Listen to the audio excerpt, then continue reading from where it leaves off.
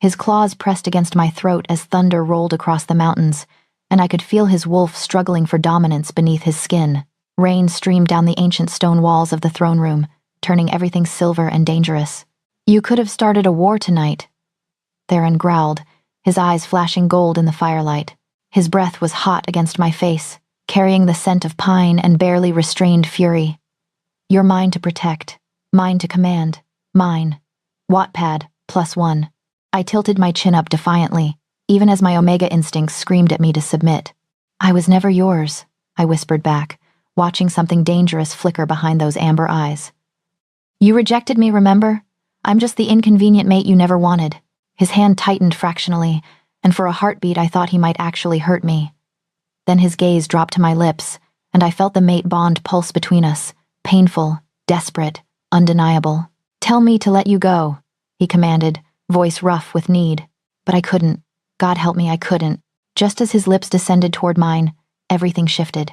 3 months earlier, I always thought my first shift would be quiet. No cheering pack, no proud parents. Just me and the moon, and the hope that my bones would finally remember what they were made for. 18 years of being the wolfless girl, the Omega mistake, had taught me not to expect witnesses for my milestones. I did not expect an audience of hundreds. I did not expect a king. The night of the gathering, the 5 kingdoms glittered across the valley like spilled stars. Banners snapped in the mountain wind, each crest a promise and a threat. Warriors in dark leathers and gleaming armor crowded the stone terraces, their scents tangling pine and smoke, river and steel. I kept to the shadows near the back, clutching my cloak tight around my thin dress, hoping no one would notice that I didn't carry the easy confidence of a wolf who had already shifted. "Still wolfless, Moon Whisper?" someone muttered as they passed. I didn't turn. The words slid over me the way it always did, half insult, half pity, like they were tired of saying it and I was tired of hearing it. The moon climbed higher, white and sharp above the ring of mountains. Power thickened in the air. The alphas stood at the edge of the cliff, heads tipped back, calling their wolves to the surface in silent acknowledgement of the old magic. My skin prickled in answer. My heart stumbled. Then it hit. Not the shift, something else. A violent snap inside my chest, like a cord pulling tight from somewhere in the crowd and hooking straight into my heart. I gasped and nearly doubled over. Heat rushed through my veins, wild and golden, carrying a scent I had never known but somehow recognized: storm wind over pine, iron and ash, and something darkly sweet. Mine. Something deep inside me whispered. Mine. The sound of the gathering blurred into a distant roar. I barely heard the speeches, the formal words of alliance and threat. All I could feel was that pull, that invisible tether threading through the press of bodies, tugging me forward. I tried to resist. I'd imagined my first shift, not this, not whatever was happening now. But the more I fought it, the more it hurt, a burning pressure behind my ribs, as if my bones would crack if I didn't move. So I moved. I slipped between warriors and nobles, muttering apologies I didn't remember. My feet knew where to go even when my mind didn't. Each step tightened the bond, the scent growing stronger, turning my legs weak. My wolf stirred for the first time in my life, stretching, reaching, howling silently for something just ahead. When the crowd finally broke, I saw him. Theron Blackwood, Alpha King of the 5 Kingdoms, stood on the central terrace beneath a banner of black and silver. I had seen him before from a distance on the battlefield ridge when he took our neighbor's land in the sketches passed around the pack house. None of them came close. He was taller than I remembered, shoulders broad beneath black armor chased with silver wolves. His hair, dark as midnight, was tied back at the nape of his neck. The firelight carved harsh lines into his face, every angle sharpened by power and the weight of too many dead. He turned as I stumbled to a stop. Our eyes met. The world ended. Gold flooded his irises, his wolf slamming into mine with the force of a storm. My breath vanished. The pull inside me went from ache to wildfire, roaring through my veins, setting every nerve alight. My knees nearly buckled. For a heartbeat, everything else fell away. The murmur of the crowd, the crackle of torches, the snapping banners. There was only him, and the way his gaze raked over me like a touch. Stunned, hungry, disbelieving. "Mine," my wolf sang. "Ours." The bond surged, a bright, blinding thread knitting between us, and I felt it, felt him, like a second heartbeat pressing against my own. I saw it hit him, too. His fingers tightened on the hilt of the sword at his hip. His chest rose on a sharp breath. For that single, impossible heartbeat, raw desire burned in his eyes, fierce and unguarded, as if the king and the warrior and the legend had all been stripped away and only the man was left, startled and undone. Then something colder swept in. I watched it happen. The hunger shuddered, replaced by horror so sharp it might as well have been a blade. His jaw locked. The gold in his eyes dimmed, swallowed by black. The hand on his sword fell away, as if my very existence burned. No, I thought, panic knifing through the haze of heat. No, please. The gathered wolves were noticing now, the sudden tension on the terrace pulling their attention like gravity. Conversations stuttered and died. Bodies shifted to follow his gaze, to see what had caught the Alpha King's attention so completely. They saw me. The thin Omega girl in a borrowed dress, standing alone in front of a king. Whispers cut through the silence like claws. Is that her? The Moon Whisper girl. Impossible. My heart pounded so loud I could barely hear them. The bond thrummed between us, bright, desperate, alive. I took a step toward him before I realized I'd moved. His scent hit me full force now, dizzying. My lips parted on a breath that wasn't quite a word. Don't, he said. Just one word. Low and lethal, cracking across the terrace like thunder. It stopped me where I stood, freezing the air in my lungs. He looked at me like I was a threat, like I was the blade poised over his throat. I forced my voice to work. You feel it, I whispered. I know exactly what this is. His tone was flat, terrifying in its control. And it is a mistake. The bond recoiled as if struck. Pain flared under my breastbone. A soft, shocked sound escaped me. He stepped forward then, not toward me but past me, so close I could feel the heat of his body, smell the war and winter clinging to his skin. He stopped at the edge of the terrace, facing the crowd. Every eye was on him. The wind tugged at his dark hair, snapping the banners above like warning flags. I, Theron Blackwood, he said, voice carrying effortlessly over the gathered wolves. Alpha of the Blackwood Pack, Alpha King of the 5 Kingdoms, each title a hammer blow. Reject you as my mate. The words hit harder than any strike. For a second, I didn't understand. The syllables didn't fit together, didn't make sense, like he'd spoken a language I didn't know. Then the bond screamed. It felt like someone had reached inside my chest and torn the glowing thread in two. White-hot agony exploded behind my ribs, burning through muscle, bone, breath. My knees hit stone. The world spun in a wash of torches and stars and horrified faces. A roar maybe my own. Maybe my wolves shredded my throat, swallowed by the stunned silence. The bond didn't break. That was the worst part. It didn't snap cleanly and vanish. It tore ragged, leaving frayed edges still buried in my heart, each one hooked into him. The pain didn't end. It just changed, becoming a constant, searing throb that made it hard to breathe.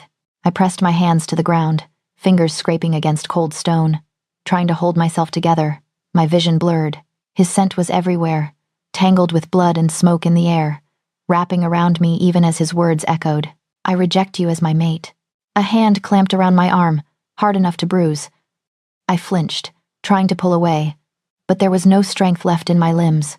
My wolf, newly awakened, clawed uselessly inside me, howling for him, for the bond he'd just torn. Get her out of sight, a deeper voice ordered above me. Not his. Someone else. Steady, efficient. The beta. My foggy mind supplied. The world tilted as I was hauled upright. My legs refused to work. My weight hung from his grip. The crowd blurred into streaks of color and pale faces. I caught flashes. Pity, disgust, triumph, fear. No one reached for me. No one argued. Why would they? An Omega rejected by the king was already halfway to dead. I twisted, desperate, searching for his face one more time. For a flinch, a regret, anything. Theron Blackwood stood where I'd left him, broad shoulders rigid, hands clenched at his sides. He didn't look at me. Not even once, as his beta dragged me away like a broken thing. The last thing I felt before the darkness swallowed me was the bond pulsing weakly between us, still there, still burning, refusing to die like my heart didn't understand that he'd already killed it. I woke 3 days later in a room made of stone and silence. Not my room. Not anywhere I recognized. The walls were bare granite, cold enough to leach the warmth from the air. A narrow window cut high into the wall let in a slash of gray morning light that didn't quite reach the bed. No tapestries, no rugs, Nothing soft. Just stone and shadows and the distant howl of wind through the mountains. The bond throbbed dully in my chest, a constant ache that told me I was still alive even when I wished I wasn't. I tried to sit up and my body screamed in protest. Every muscle felt torn, like I'd been shredded from the inside out. My wolf stirred weakly, a faint flutter against my ribs, and even that small movement sent fresh pain radiating through the bond. I gasped and fell back against the thin pillow, pressing my hand to my sternum where it hurt worst. The door opened without a knock. An older woman entered, gray-haired and sharp-eyed, carrying a tray that smelled of broth and bread. She set it on the table beside the bed without looking at me, her movements brisk and impersonal. "You're awake," she said. "Not a question. Eat. The council wants you strong enough to stand for evaluation." "Evaluation?" My voice came out hoarse, barely more than a rasp. "The bond." She glanced at me then, her expression carefully neutral. "It didn't break. They need to determine if it will sever naturally or if other measures are required." Other measures. The words hung in the air like a threat. I forced myself upright, ignoring the way my vision swam. "Where am I?" "North Tower. The King's Council determined you should remain at the castle until the situation resolves itself." She moved toward the door, then paused. "For what it's worth, girl, you survived longer than most would have. The rejection should have killed you outright." The door closed behind her before I could ask what that meant. I looked down at the broth, steam curling into the cold air, and felt nothing. No hunger, no relief at being alive, just the constant, gnawing ache of the bond pulling toward him, toward the king who'd ripped it apart in front of hundreds and walked away. The North Tower, I learned over the next few days, was where they put things they wanted to forget. My room was at the top of a winding stair that no one climbed unless they had to. Servants delivered meals in silence and left just as quickly, their eyes sliding away from mine like I was something shameful. The other occupants of the tower, if there were any, never made a sound. At night, the wind screamed through the gaps in the stone, and I wrapped myself in the single threadbare blanket and tried not to think about how far I was from everything warm. The castle wolves whispered. I heard them when I was summoned for evaluation, when the healers poked and prodded at the bond like it was a wound that wouldn't close. They stood in clusters in the corridors, voices dropping to murmurs as I passed, eyes tracking me with a mixture of pity and contempt. That's her, the one he rejected. Pathetic, really. And Omega thinking she could be queen. I heard she tried to seduce him. Threw herself at his feet. No wonder he refused her. Imagine the weakness she'd bring to the bloodline. I kept my head down and my hands clenched at my sides, nails biting into my palms hard enough to draw blood. My wolf snarled weakly inside me, wanting to snap back, to defend us. But what defense was there? He had rejected me. In front of everyone. The whispering was just the echo of what he'd already made clear. I was nothing. Formal dinners were the worst. The council insisted I attend. To monitor the bond's stability, they said. As if watching me sit at the far end of the table while the king held court would somehow reveal whether I was dying fast enough for their liking.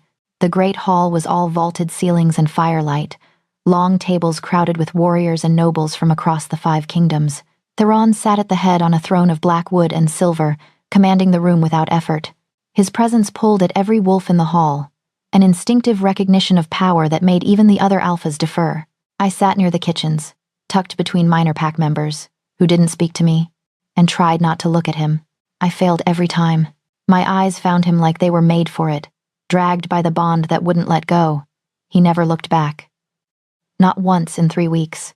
He laughed at someone's joke, listened to reports from his generals, drank wine from a silver cup, and acted like I wasn't there at all, like I was a ghost haunting the edges of his hall, too insubstantial to acknowledge. But I felt him. Every night, when the castle fell silent, and I lay alone in my cold room, I felt him through the bond. His wolf, restless and furious, pacing somewhere far below in the king's chambers. I could sense his frustration, the way it clawed at him, sharp and relentless. Sometimes, late into the night, the bond would flare suddenly, a pulse of heat and hunger so intense it stole my breath. Those nights, I knew he was thinking of me, even if he'd never admit it. Those nights were the hardest, because feeling his want, his need, while knowing he'd chosen to destroy us anyway, was worse than the rejection itself. I cried into my pillow where no one could hear, pressed my face into the thin fabric, and let the sobs tear through me until my throat was raw and my chest ached from more than just the bond. My wolf whimpered, a broken sound that echoed in my skull, mourning a mate we'd had for one heartbeat before he was ripped away. The bond didn't sever. Weeks passed, and the healers had no answers. The thread between us frayed and burned and bled, but it didn't break. Every morning I woke up still tethered to him, still feeling the distant thrum of his heartbeat beneath my own. And every morning I wondered if today would be the day it finally killed me. Maybe that would be kinder. "You're still here," one of the council members said during an evaluation, his tone vaguely surprised, like he'd expected me to have the decency to die quietly by now. "Yes," I whispered, because what else was there to say? He frowned down at his notes. "The bond shows no signs of severing naturally. This is unusual, unusual. As if my survival was an inconvenience, a problem that needed solving." I stared at the floor and said nothing. That night, the bond flared again.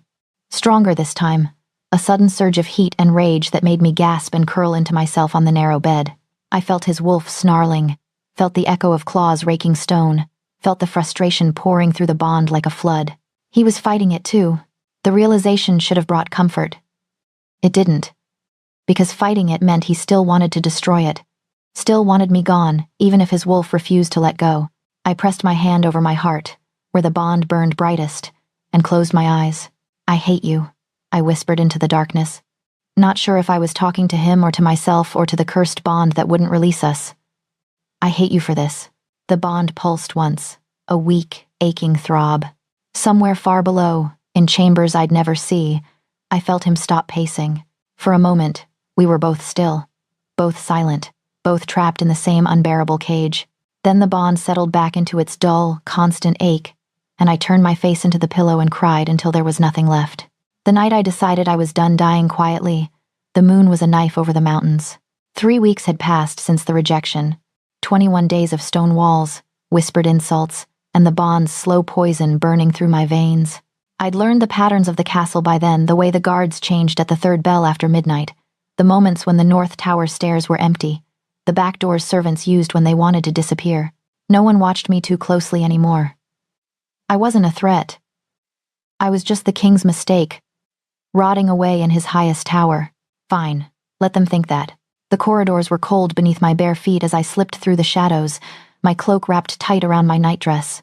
The torches burned low, throwing long fingers of light across the stone.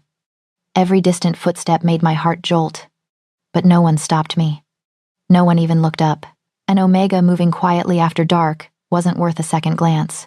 By the time I pushed open the side door that led into the trees, my lungs were tight with something that wasn't quite fear. The night hit me in a rush, sharp pine, damp earth, the clean bite of mountain air. Above, the moon hung swollen and bright, its light pouring over the forest like water. My wolf stirred at the sight of it, weak but present, awake. "Come on," I whispered to her, to myself. "Just for tonight, let's feel something that isn't pain." I followed the narrow path away from the castle, letting instinct guide me. The bond hummed faintly in my chest, a reminder of the king sleeping somewhere behind those walls, but distance dulled the ache. Out here, surrounded by trees and starlight, I could almost pretend I belonged to myself. The forest pool lay in a small clearing, a mirror of black glass cupped in stone. Moonlight spilled across its surface, turning the water to silver. I'd heard the younger warriors talk about it, how the magic here made their wolves feel stronger, how the moon's reflection on that surface could calm even the angriest beast. I stepped to the edge and stared down. My reflection looked like a stranger. Hollow eyes, cheekbones too sharp, hair tangled from too many sleepless nights. This was the girl he'd rejected.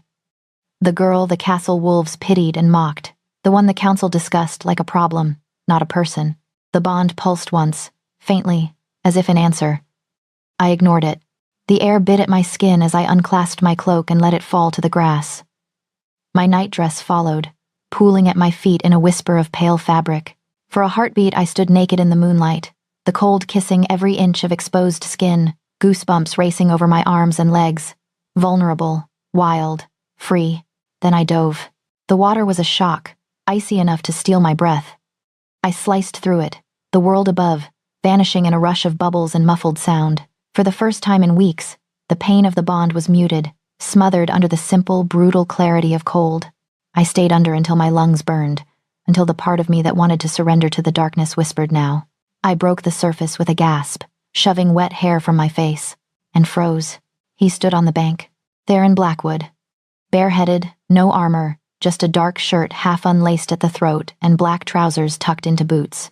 Moonlight carved silver lines along the hard planes of his face, caught in his hair, turned his eyes. Gold. Blazing. Feral gold.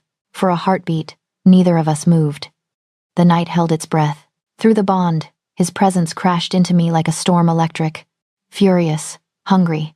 I felt the surge of his wolf, pressing against his skin, straining toward me with a low, dangerous rumble that seemed to vibrate in my own chest.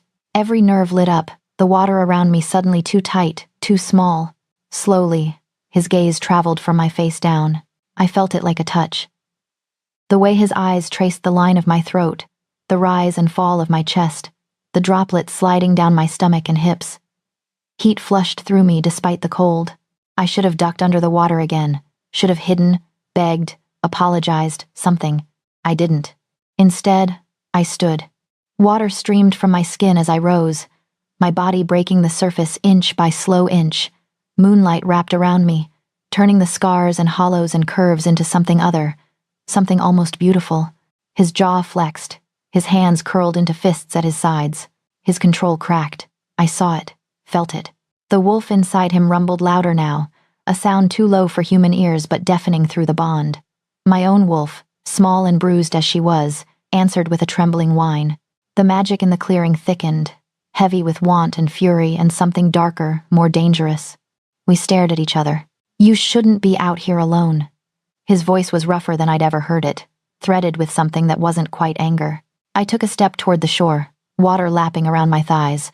You shouldn't be, either. His eyes snapped back to mine. For a second, there was no king, no council, no rejection, just him and the bond, and the way his gaze devoured me like he was starving. My heart slammed against my ribs.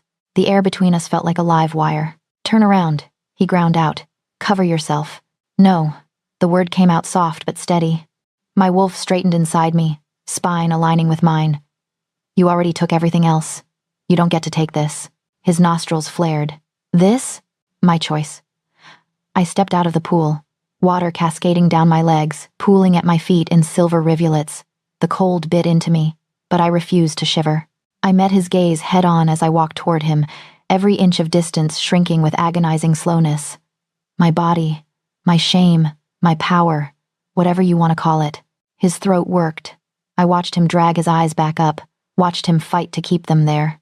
The gold in his irises burned brighter, wolf and man locked in some silent, vicious battle. I stopped an arm's length away, close enough to feel the heat radiating off him. My skin prickled in response, that invisible thread between us humming so hard it almost hurt. Take a good look at what you rejected, I whispered. Silence crashed down, thick and absolute. For a heartbeat, I thought he would snap, close the space between us, crush his mouth to mine, give in to the bond that had been tormenting us both. His hand twitched, fingers lifting as if to touch my face, my shoulder, anything. Then his jaw locked, the moment shattered. He stepped back so fast it was almost a stumble. The loss of his heat hit me like a slap. The wolf in his eyes vanished behind a wall of iron will, leaving only the cold, controlled king. Go back to your room, Alara. My name sounded like a curse on his tongue. Now, before I forget why I'm staying away. The bond lurched in my chest, torn between relief and hurt. Coward, my wolf snarled. He turned and walked into the trees, vanishing into the shadows without another word. He was gone before I could finish breathing in. I stood there, dripping and alone, my heart pounding against the cage of my ribs. But beneath the ache, beneath the humiliation and fury, there was something else. Triumph. Because for the first time since the night of the gathering, I had seen him crack. I had felt his desire. Sharp and undeniable, humming through the bond like a secret. He wanted me. He was terrified of it. Later, back in my freezing tower room, I curled under the blanket and stared at the door. The castle had settled into its usual restless silence, but I didn't sleep. Couldn't. Somewhere past midnight, footsteps stopped outside. Not the light tread of a servant. Heavier, familiar. The bond leapt in recognition. Claws scraped softly against stone once, twice, again, pacing, turning, pacing. My wolf lifted her head, ears pricked. Every hair on my arm stood on end. He didn't knock, didn't speak, just moved back and forth outside my door like a caged beast, his frustration bleeding through the bond in jagged waves until my own chest ached with it. I lay there, eyes burning, listening to the sound of his claws scoring the stone between us, and knew with sudden, dangerous clarity. The cage wasn't just mine anymore. Power is a strange thing. I'd grown up believing I had none. Omegas didn't make demands. We didn't start fights. We existed on the edges, grateful for scraps, apologizing for the space we took up. For most of my life, I'd played my part perfectly. The night at the forest pool shattered that. I lay awake until dawn after hearing Theron pace outside my door, listening to his claws tear at the stone like they could somehow rip through the bond instead. If he truly didn't want me, if I were nothing but a mistake, he wouldn't have come. Wouldn't have watched me like a starving man at the water's edge and fled like I'd burned him. He'd chosen to reject me. He was still choosing it every day. Fine. If he wouldn't acknowledge me, I'd make it impossible to ignore me. The shift happened the next morning, subtle as a knife slipped between ribs. A servant arrived with a stack of neatly folded clothing and a small leather pouch jingling with coins. From the council, she said, eyes fixed on the floor. An allowance as mandated for your maintenance. My maintenance. Like I was a leaking roof. I tipped the pouch into my palm. Gold coins and thick silver discs tumbled out, far more than I'd ever held at once. Enough to clothe an entire Omega dormitory. Enough to buy a different life, if I weren't trapped by a bond that refused to break. Can I choose what I buy? I asked. The servant hesitated. Within reason, my lady. My lady. That was new. It tasted wrong and right at the same time.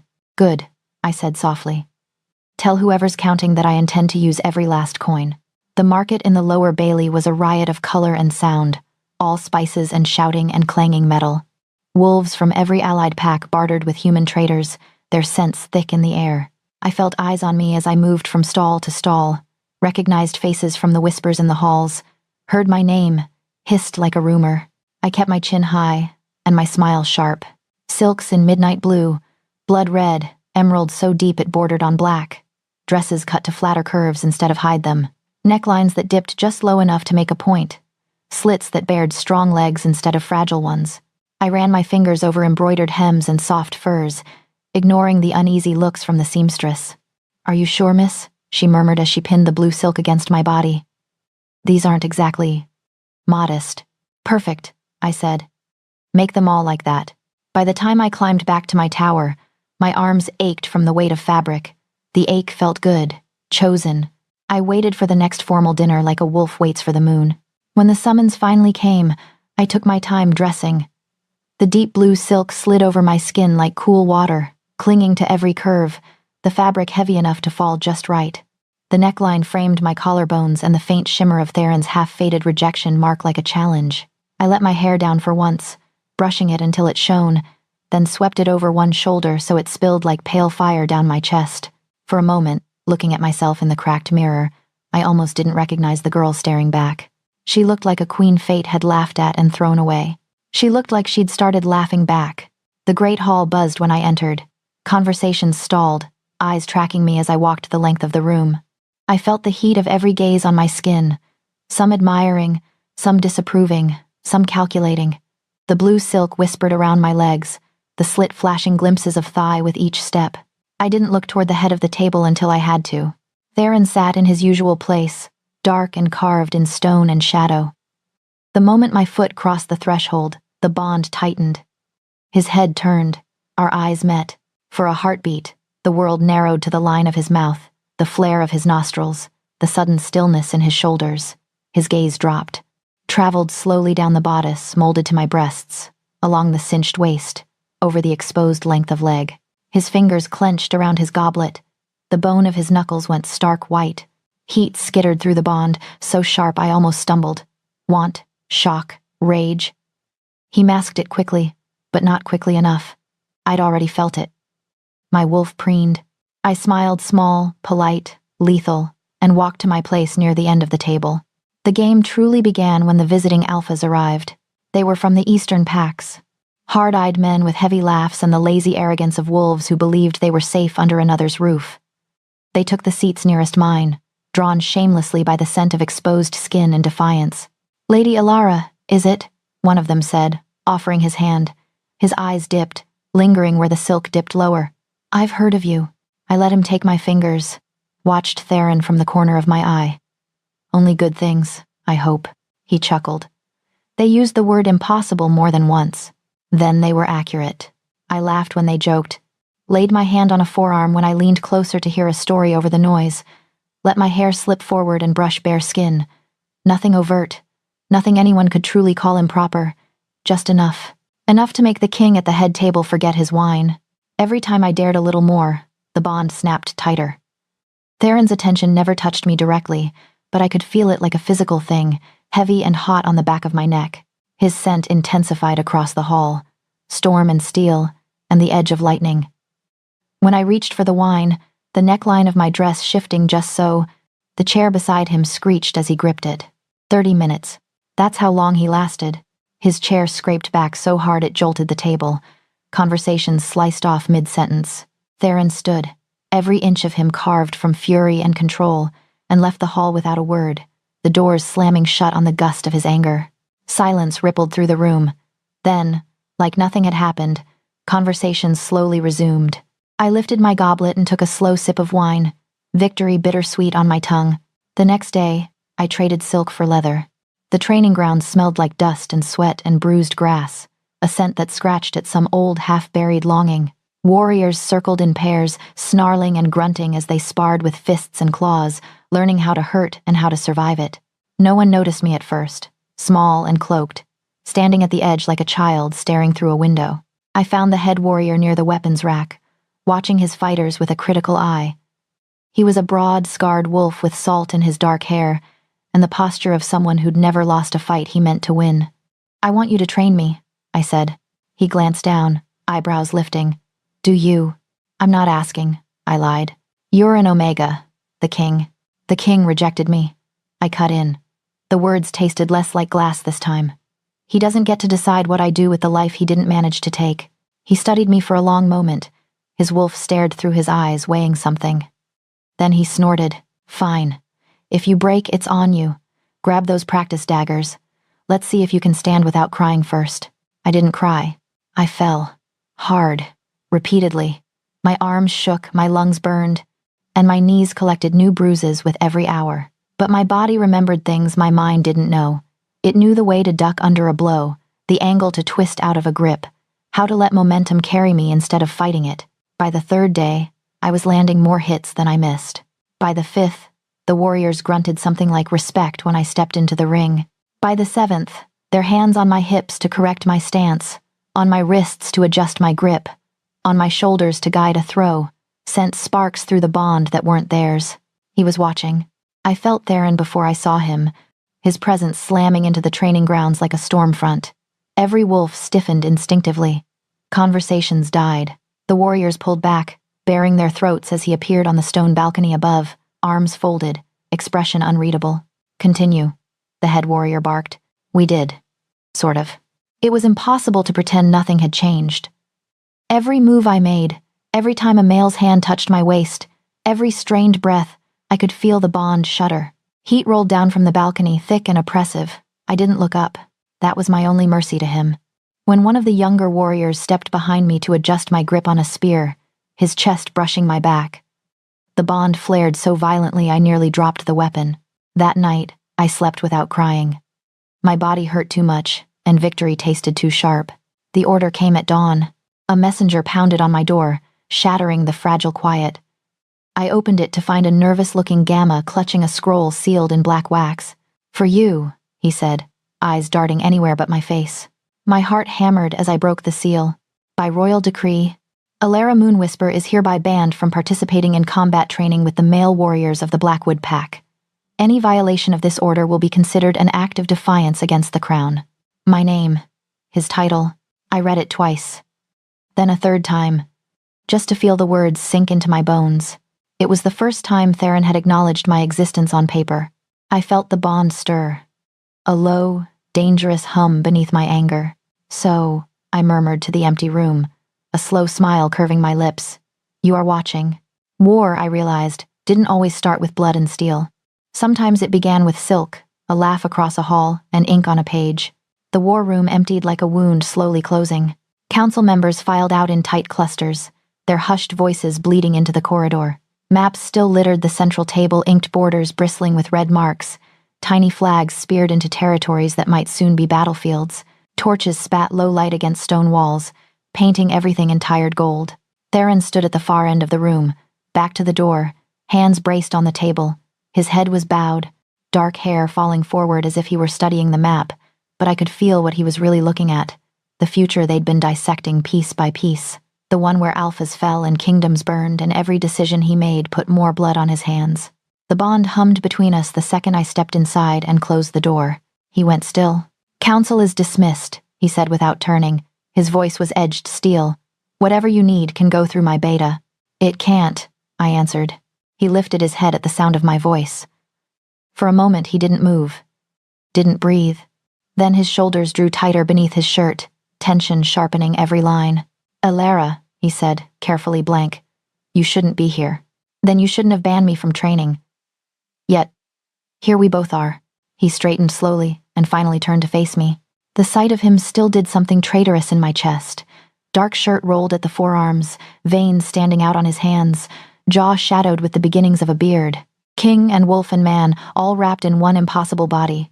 The bond flared, heat licking under my skin, and my wolf shoved closer, hackles already up. I clung to my anger like a lifeline. "Why did you reject me?" I asked. No preamble, no polite dance.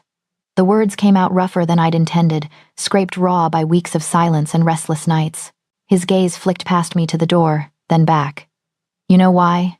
he said. "Omegas don't survive in my world. That's your answer?" I took a step closer. My hands trembled, so I curled them into fists. "Not even a new lie? Just the same excuse you threw at me like scraps in front of everyone?" A muscle jumped in his cheek. "It isn't an excuse. It's the truth. You mean I'm not good enough for the great Alpha King." His eyes darkened, the gold rim around his pupils brightening just a fraction. "I mean you are a liability I can't afford." The words were a slap. They landed exactly where he meant them to, right where I'd always been weakest. Not enough. Never enough. The bond reacted before I could. Pain flared between us, sharp and sudden, like it was protesting his words. My wolf snarled, and I didn't bother to hold her back this time. "Then why can't you stay away from me?" I demanded. "Why do I feel you watching me every moment like I'm a threat, or a temptation you can't quite resist?" His jaw clenched. "Elara. No. Answer me." I stepped around the end of the table, closing the distance until only a few feet were left between us. The air buzzed with tension, too tight, too hot. "Why did you ban the males from training with me? If I'm such a liability, such a mistake, why does every touch that isn't yours make your wolf lose its mind?" He stared down at me, towering and furious, and something else that scared him more than anger ever could. The room seemed to shrink around us, walls pressing in on the gravity of the bond. "Because," he ground out, "every time another male touches you, my wolf wants to rip them apart." The confession dropped between us like a stone into deep water, sending ripples through the bond. My breath caught. He didn't stop. "Because when you laugh with them in the hall, it feels like claws dragging down my spine." His voice grew harsher, each word dragged from somewhere he didn't want me to see. "Because I hear your heartbeat in my sleep, even when I'm on the other side of the castle. Because I can smell your tears in the stone outside your door, and it makes me want to tear this place down brick by brick." He took a step toward me, another, until I had to tilt my head back to keep his gaze, until his scent wrapped around me, dizzying storm and pine and the metallic tang of barely leashed aggression. "Because this bond," he said, low and savage, "is destroying me, and I hate you for it." The air punched out of my lungs. Not because of the hate. I'd expected that. I'd felt it every time he turned away, every time he pretended not to feel the same wildfire under his skin. No, it was the rest that gutted me, the rawness under his anger, the admission that he wasn't untouched by this, that the agony wasn't mine alone. The bond surged, bright and sharp, picking up every ounce of emotion between us and amplifying it until my chest ached. "Good," I whispered. His eyes narrowed. "Good? Good," I repeated, my voice shaking but steady. I lifted my chin, forcing myself not to look away. "I hope it destroys you, just like it's destroying me." Something flashed across his face, pain, maybe, or fury, or that same horrible, helpless want I'd seen by the forest pool. His hand twitched, fingers curling as if he didn't know whether to reach for me or push me away so hard I shattered. Alara. I couldn't let him say my name like that. Not when my wolf wanted to melt and kneel and forgive, even now. So I turned before he could see the tears burning hot at the corners of my eyes. My heels scraped against stone as I walked for the door, every step a battle between pride and the crushing weight in my chest. The bond clawed at my back, begging me to turn around, to go back, to accept any crumbs he might throw. I kept going. My hand shook when I grabbed the handle. "Don't follow me," I said, without looking back. If I did, I wasn't sure which of us I'd run toward. "You made your choice, remember?" He didn't answer. For one suspended heartbeat, the bond hummed taut and aching, filled with things neither of us knew how to say. Then I yanked the door open and stepped into the corridor, letting the heavy wood slam shut on his silence. The tears fell before I reached the end of the hall. I wiped them away with the back of my hand, furious at myself, furious at him, furious at the moon for ever thinking this was some kind of gift. "Good," I told the bond again, even as it throbbed painfully. If I had to burn for this, he was going to burn too. The day Alpha Kale Stormfang arrived, the castle shifted on its foundations. You could feel it in the way the guards straightened at the gates, in the sudden sharpness of every scent in the air. Even the wind seemed to hold its breath as his entourage rode through the courtyard, wolves in storm-gray cloaks, armor etched with curling patterns that looked like lightning frozen mid-strike. I watched from an upper window, fingers curled around the stone ledge. The bond pulsed faintly in my chest, picking up Theron's tension from somewhere below. The two of them had faced each other on battlefields, teeth and steel bared. Today they would share a table and call it peace.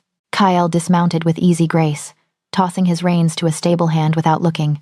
He was all sharp angles and careless smiles, dark hair braided back from a face that might have been handsome if his eyes hadn't been so amused by everything he saw. Predators loved games. When his gaze swept the castle front and snagged on my window, I went very, very still. His mouth curved. A slow, knowing smile. Of course he'd scented me. A powerful alpha like him would feel the mate bond clinging to me like smoke, broken and unfinished. A weakness, an opportunity. By the time formal dinner began, my nerves were strung tight enough to snap. The hall glittered with more pomp than usual banners newly hung, torches fed extra oil, silver polished until it caught and scattered every stray glimmer of light. Alphas from neighboring packs lined the tables, their scents thick and layered, thunderstorm and wet fur, river, mud, and pine, the acrid tang of old blood. Theron sat at the head as always, posture carved from ice. Kale took the seat to his right, lounging like he owned the chair, the table, the room. Their energy clashed from the first moment, not in open hostility but in something quieter, heavier, a weight pressing down on everyone else. My place waited near the end of the table again. Pathetic, decorative, expendable. Not tonight. I had chosen a dress the color of spilled wine, the silk clinging like a second skin. As I walked the length of the hall, conversation dipped and rose again in ripples, following my progress. I didn't look at Theron. I didn't need to. The bond told me enough, his heartbeat spiking, his scent sharpening, the jagged rasp of his temper. I took my seat, lifted my goblet, and pretended not to feel his gaze burning a line down my spine. Halfway through the meal, Kale rose. "Your hall is magnificent, Blackwood," he said, voice smooth enough to be a purr. "But your wolves are far too serious. A celebration without dancing is an insult to the moon." He turned, slowly, deliberately, until his eyes found mine. "Perhaps," he added, "your court simply lacks the right partner." The room chilled. Every wolf there understood exactly what he was doing. A rival alpha asking the kings, whatever I was, to dance under his own roof. It was a slap dressed as a compliment, an open hand held out to a fracture in Theron's armor. Kale extended his hand toward me, palm up. "Alara, isn't it?" His smile showed just enough teeth. "Will you do me the honor?" The bond snarled. Heat flashed through my chest, not mine, not entirely. Theron's fury poured down the invisible tether between us like liquid fire. I could almost hear his thoughts. Don't you dare." I was already on my feet, reckless, furious, tired of being spoken about like I wasn't in the room. If I was going to be used as a weapon, I wanted at least one hand on the hilt. "Yes," I said, slipping my fingers into Kale's. "I'd be delighted." Gasps fluttered along the table like startled birds. Kale's eyes glittered as he led me toward the cleared space between the hearth and the high table, where musicians scrambled to find a tune that wouldn't get them killed. His hand settled at my waist, warm and possessive. I placed my other hand on his shoulder, forcing myself not to flinch as the scent of foreign pack and cold wind wrapped around me. "You're braver than they say," he murmured as we began to move. "They say I'm a lot of things," I replied. "Most of them unflattering," he chuckled. "They say the Alpha King rejected his fated mate, that he turned away the moon's gift because she was an Omega." The bond stabbed inside me, sharp and humiliating. I kept my smile anyway. "Rumors travel fast. Truth travels faster." His breath brushed my ear as he spun me. A true alpha would never reject his mate. My feet nearly tangled. I forced them steady. "Is that so? Mates are power. A weakness only if you don't know how to wield it." His fingers tightened fractionally on my waist. "Perhaps you need a king who knows your worth." The words slid under my skin like poison and honey both. My wolf stirred uneasily. Kale was dangerous in a different way than Theron. Less stone, more smoke, slippery, charming, built to slip between cracks and widen them. Across the room, the bond burned like a brand. Rage, feral, teeth-bared fury. I didn't have to look to know Theron's jaw was clenched, his hands gripping the arms of his chair hard enough to crack the wood. Good, a cruel part of me thought. Let him feel something. The song ended. Kale didn't release me right away. "Thank you," I said, stepping back just enough to break the illusion of intimacy. "For the dance. The pleasure was mine." His eyes flicked to my throat, to the faded mark there that never quite completed. "The night is young, Alara. Try not to waste it." I returned to my seat on unsteady legs, the bond throbbing with Theron's barely contained temper. Officially, dinner continued. Unofficially, every wolf in the room watched the king. He did not storm out this time. He sat very still, very quiet, like a blade deciding where to cut. The storm broke the next evening. I needed air, space, something that wasn't stone and stairs and the constant suffocating awareness of two alphas circling each other across the castle. The gardens offered all of that, twisting paths lined with moonflowers and wild roses, fountains whispering over worn stone, the night sky above wide and indifferent. I walked without direction, letting the cool air soothe the hot scrape of the bond. "Running away?" The voice slid out of the shadows, smooth as last night's wine. I turned. Kale lounged against a low wall, arms folded, moonlight silvering the edges of his hair. He looked perfectly at ease, like he belonged here more than I did. "Just walking," I said, "unless the paths are reserved for honored guests only." His smile curved. "I imagine very few things are reserved for you, except disapproval." I should have left. I knew that. Every instinct that wasn't currently busy being angry or hurt whispered danger, danger, but weeks of confinement and humiliation had worn my caution thin. "What do you want, Kale?" "Only conversation." He pushed off the wall and strolled toward me, every movement unhurried. "And perhaps to offer a perspective you aren't getting here." "I'm not interested in." "A king who throws away his mate," he cut in softly, "doesn't deserve her." The words hit like a slap. My breath stuttered. He stopped close enough that I had to tilt my chin up to meet his gaze. "You are strength he doesn't know how to use," Kale went on. "Magic he's too afraid to touch. My wolves would spill blood for a queen like you." He lifted a hand, fingers skimming a lock of my hair where it rested over my shoulder.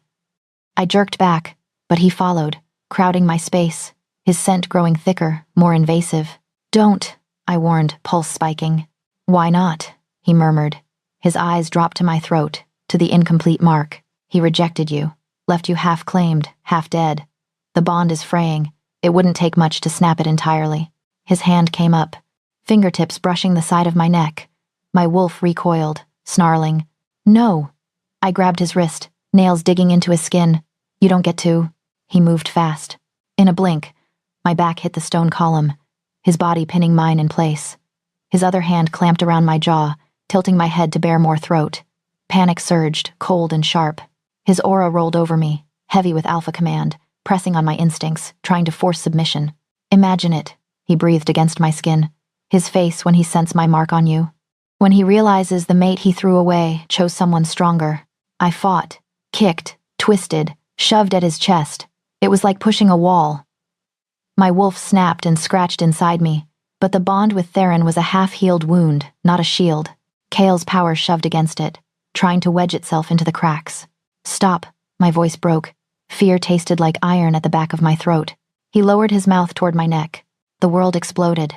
A roar shook the garden, so loud and raw it didn't sound human at all. The air ripped with it. Every hair on my body stood on end as the bond flared bright, white-hot, answering its source. Cale went rigid. I turned my head just enough to see over his shoulder. Theron stood at the edge of the path, chest heaving, eyes blazing pure, lethal gold. Claws extended from his fingers, teeth lengthened, wolf riding so close to the surface his skin seemed too thin to hold it. He looked like war-made flesh.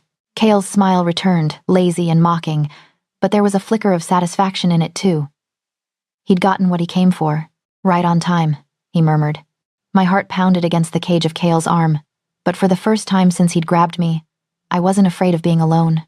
If you were Alara, what would you do in this moment? Submit to the king's protection, or stand your ground and make them both pay for underestimating you? Theron moved so fast I didn't see the first hit, only the impact. 1 second, Cale's hand was on my throat, his breath hot against my skin. The next, his body snapped sideways, torn away from me by a blur of black and teeth and claws. Stone cracked under his weight as he slammed into the garden wall, dust exploding around him. Theron stood between us, half-shifted, 7 feet of pure rage. His skin rippled, caught between man and wolf, the elongated canines, the claws curving from his fingers, the golden eyes that weren't human at all. Power rolled off him in waves so dense it pushed the air from my lungs. Mine, he snarled. The word didn't sound like language. It sounded like a promise, like a threat, like a vow carved in blood. Cale wiped at the blood on his lip and laughed, low and delighted. There he is, the great Alpha King. Took your time. Theron lunged. Claws met claws in an explosion of sound. Kyle shifted his own power forward, his wolf flashing in his eyes as he dodged and struck, but he wasn't prepared for the depth of Theron's fury. This wasn't a spar. It wasn't even a dominance display. This was an execution barely held back. They tore through the garden like a storm, breaking stone, shredding hedges, turning careful paths into rubble. I pressed against the column, heart pounding, unable to look away. Every blow Theron landed reverberated through the bond, echoing in my bones. When his claws raked across Cale's chest, I tasted copper on my tongue. Touch her again, Theron roared, voice ragged, and I'll rip out your spine. Cale spat blood and grinned. Interesting, considering you didn't want her. Theron's next strike sent him crashing to his knees. He reared back for the killing blow. Enough. Ronan, his beta, appeared as if pulled from the shadows themselves, grabbing Theron's arm with both hands. It shouldn't have been enough to stop him. Nothing should have been. But Ronan wasn't really using his strength. He was using his voice, his bond, the years between them. King, he snapped. Think. Not here. Not now. For a heartbeat, Theron didn't move. His claws hovered a breath from Cale's throat, muscles trembling with the urge to finish it. Rain began to fall, fat drops smacking against stone and skin. The air smelled like ozone and blood. Slowly, reluctantly, Theron lowered his hand. This isn't over, he said to Cale, voice guttural. It never is, Cale rasped back, still smiling even as blood soaked his shirt. Careful, Blackwood. The more you show, the easier you are to use. Theron turned away from him. His gaze found me. All the fury that had been directed outward swung inward, focused on one target, the Omega he hadn't managed to kill with rejection, now standing here shaking under the weight of everything he refused to feel. He crossed the distance between us in 3 strides. Come. The word was a command, clipped and lethal. I can walk. His hand closed around my wrist like a shackle. Claws still extended, not quite breaking skin but close enough that I felt each sharp point.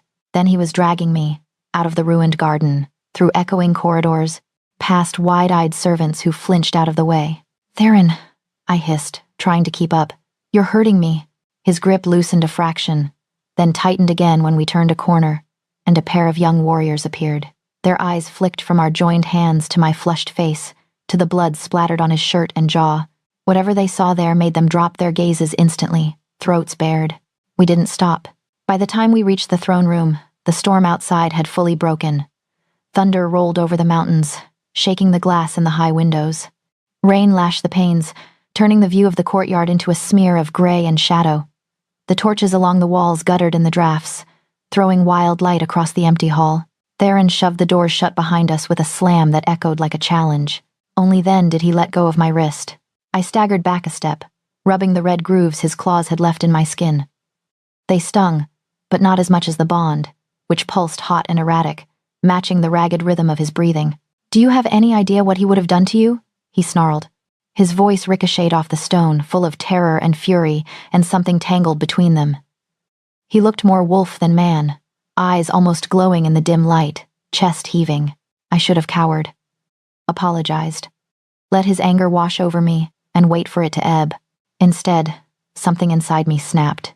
Maybe I wanted him to. The lie came out smooth and sharp as a blade. Theron froze. At least he wanted me. I went on, stepping toward him, letting the words cut us both. At least he saw me as worth claiming. The sound that rumbled out of him wasn't human. In 2 strides, he was in front of me. So close I had to tilt my head back to keep his gaze. His hand shot up, not to strike, but to wrap around my throat.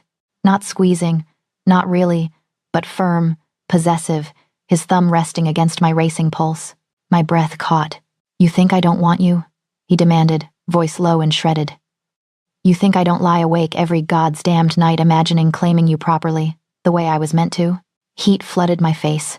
The bond flared so bright I saw white around the edges of my vision.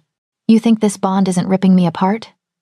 His grip tightened, just enough to make my heart stutter, not enough to hurt, enough to remind me exactly how easily he could. His eyes burned into mine, all pretense stripped away. "It is. Every second. Every time you laugh with another male. Every time you walk into a room wearing those damned dresses. Every time I smell your tears through stone." His voice fractured on the next words. "My father died because they used my mother against him," he said. Softer now, but somehow more dangerous. "They took her, tortured her, made him listen to every scream. He broke. Our pack broke with him. Everyone I love becomes a weapon aimed at my throat." Rain hammered the windows like fists. "I rejected you to save you," he finished. "To save all of this." My throat tightened under his hand. For a moment, I saw past the king and the legend and the monster to the boy who'd watched his world torn apart because his father had dared to love someone. It hurt. It hurt because it made sense, because it was twisted and broken and still somehow soaked in a kind of awful love. "I don't want to be saved," I whispered. His fingers flexed against my skin. "I want to be chosen." I fisted my hands in his shirt, dragging him closer until there was no space left between us, only heat and bond and the wild patter of our hearts. "I want you to stop running and claim me. Not because the moon says so, because you do." Lightning flashed, whitening the room for a heartbeat. The bond surged like it had been waiting for those words, a bolt of living power striking us both. I felt it tear through us, burning away doubt, fear, every lie we'd told ourselves. His pupils blew wide, his breath hitched, his fangs elongated, sharp and gleaming. I tipped my head back, baring my throat fully. Submission, yes, but not the kind he'd tried to force on me. This was choice. This was defiance wrapped in offering. "Then claim me," I whispered. Everything went very, very still. For one suspended moment, we hovered on the edge of something that would change everything. War, peace, life, death, all balanced on the sharp point of his teeth and my bared skin. The bond roared between us, waiting for his answer. I woke to warmth instead of cold. For a few hazy seconds, I didn't understand why my chest didn't ache the way it usually did, why the constant tearing pain of the bond had gone quiet. Then the world sharpened, the scent of pine and storm, the heavy weight of an arm around my waist, the steady thump of a heart against my back that wasn't mine. Theron. Memory crashed in throne room. Thunder. His mouth on my throat, the white-hot shock of his bite as the bond finally snapped into place the way it should have from the beginning. Pleasure and pain braided together until I couldn't tell them apart, until there was nothing but us and the wild, relentless pull of the moon. His mark burned now, a dull, throbbing heat at the side of my neck. Not agony, not the raw tear it had been. This was different, full, claimed, mine.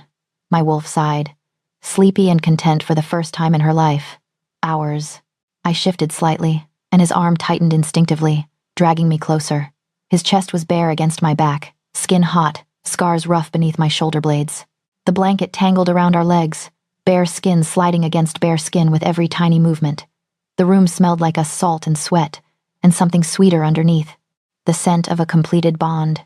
"Stop thinking so loud," he muttered against my hair. His voice was rough with sleep, deeper than usual, vibrating through my spine. I smiled before I could stop myself. "I didn't know there were volume controls." "There are. You're breaking them." I rolled onto my back, and his arm shifted to let me move without letting me go. Morning light filtered through the high windows, painting the stone walls in soft gold. For once, the world outside felt very far away. I looked up at him. Without the armor and the anger, he looked younger. Not soft, Theron could never be soft, but less carved from stone, more human. His dark hair fell loose around his face, some strands sticking up in directions that would have made the council faint. Stubble shadowed his jaw, and his eyes, still hazy from sleep, were more gold than brown. "Good morning," I said quietly. Something that might have been a smile tugged at one corner of his mouth. "That depends. On whether you're about to tell me last night was a terrible mistake," I snorted. "If you think I'm giving back what I finally got, you're more delusional than I thought." His chest shook under my hand as he laughed, low and surprised. The sound warmed something deep inside me. "Good," he said, "because I don't think I'd survive rejecting you twice." I hesitated, then lifted my hand to the mark on my neck. The skin was tender under my fingers, raised slightly, the shape of his bite a permanent crescent where everyone would see. "It feels different," I admitted. "The bond." He sobered, gaze tracking the movement of my fingers. "Because it is different. Before, it was torn and trying to heal around a wound. Now it's whole, golden and smug," I muttered, like it knew all along we'd end up here. "Smart bond," he said. I let my hand wander from my neck to his chest, tracing the nearest scar. It was a jagged line over his ribs, pale against his tan skin, like lightning frozen mid-strike. "How did you get this one?" I asked. He went still under my touch. "For a heartbeat." I thought he wouldn't answer. "Night my father died," he said finally. I looked up.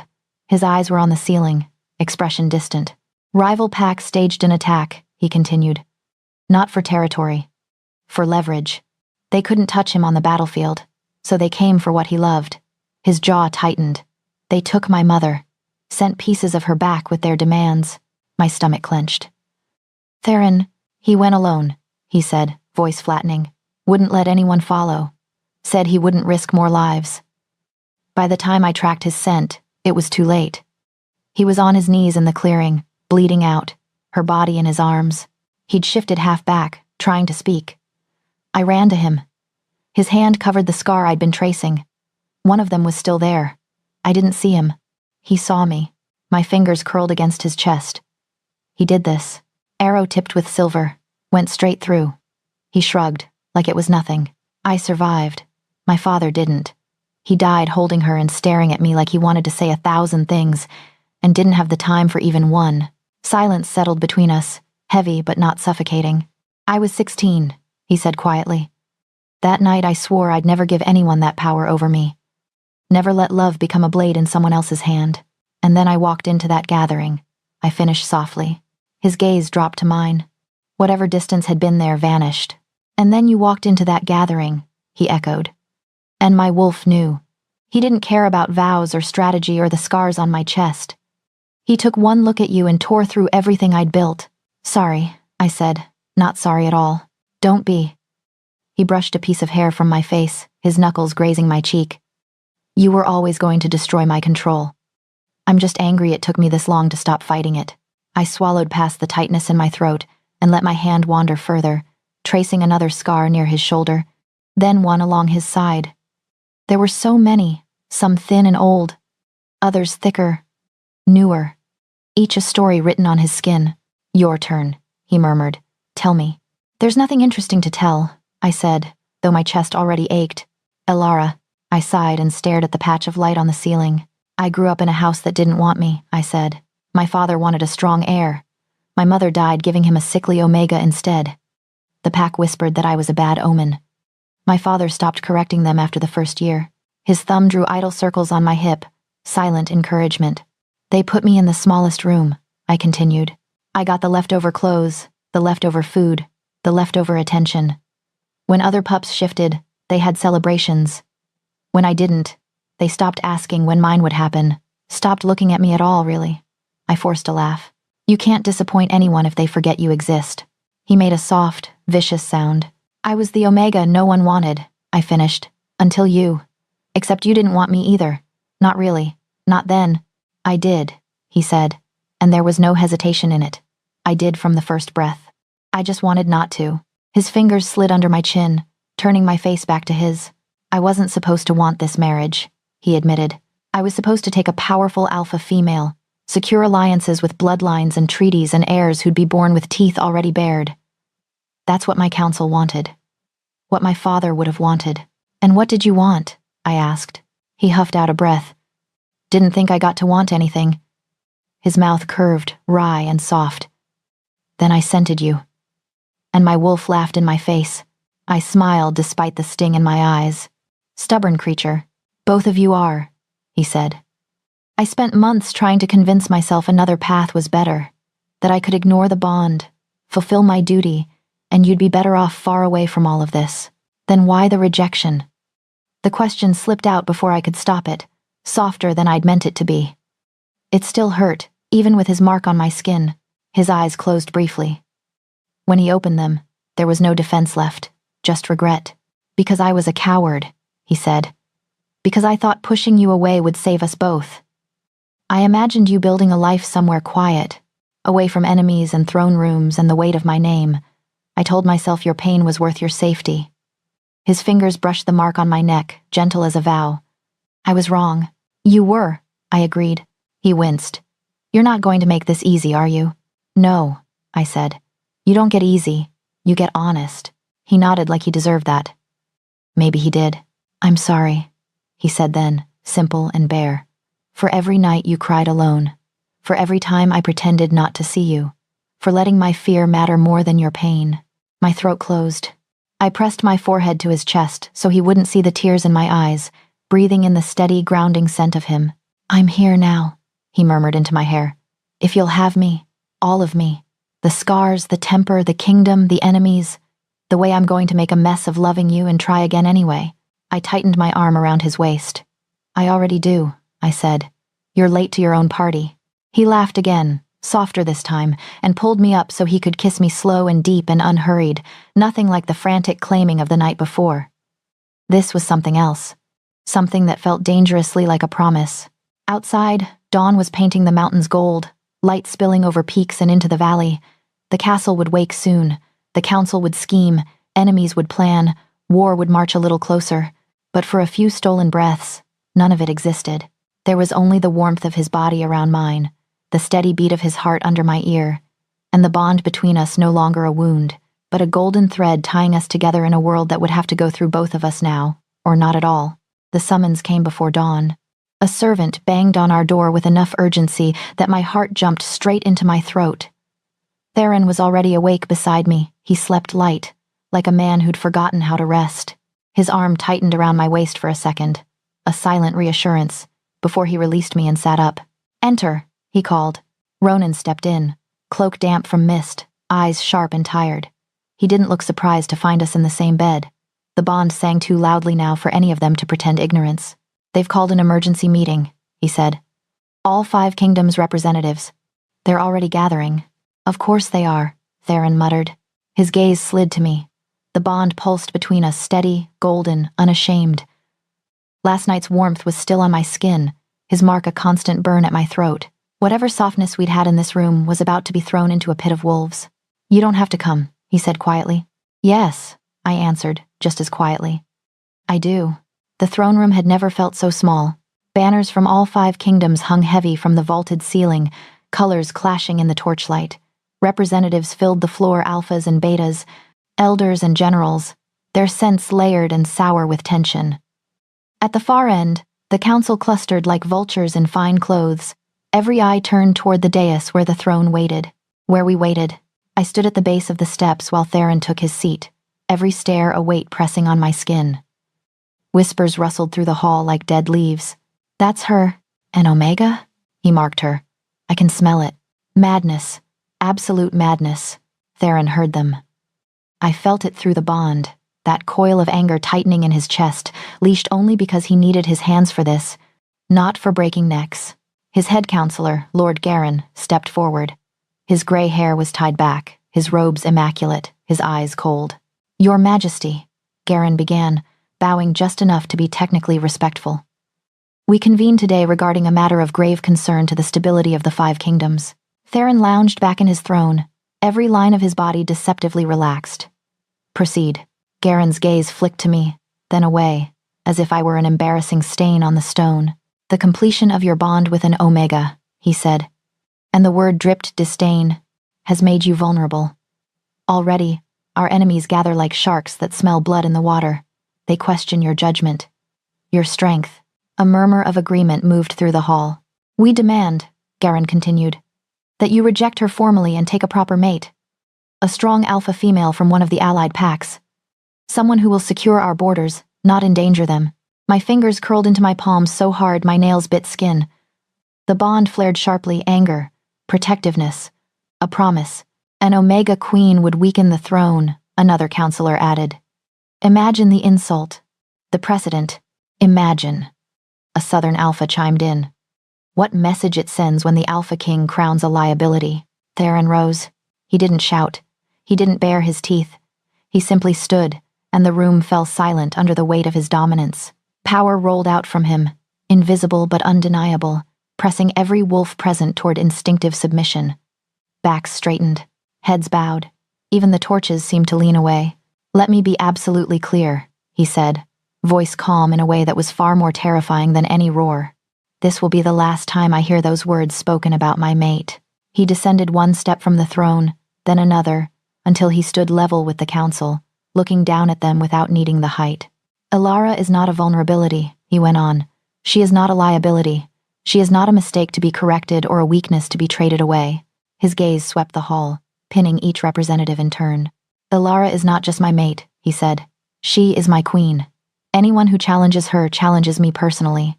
The bond surged, fierce and bright. My throat tightened. Behind me, I heard a stifled gasp. Garen's face had gone pale, mottled with anger. "Your Majesty," he protested, "be reasonable. The other kingdoms will never accept." "Are you questioning my right to choose my own queen?" Theron asked softly. That softness sliced more cleanly than a shout.